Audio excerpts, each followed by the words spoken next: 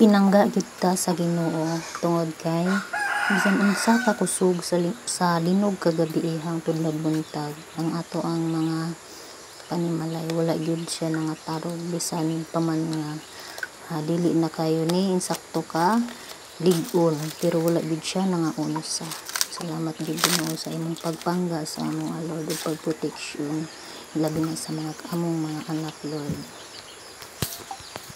Mao gyud ni mga hitsura sa amo ang mga payag dinhi sa bukid nga mga gabok na ug naghirig na may gani kay wala gyud siya na nga hugmak gyud mao lang gihapon.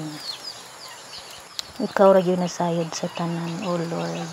Ayo na intawon dugangi among mga kalisang Ginoo. I-comfort ang matag usa ka namo Lord. Hinaot nga di na mausab pa ang kusog kaayong nga linog. Labi na kay nagsige pod og ulan, straight ang ulan nga sige linog, delikado gyud ta mi anong tanan Lord.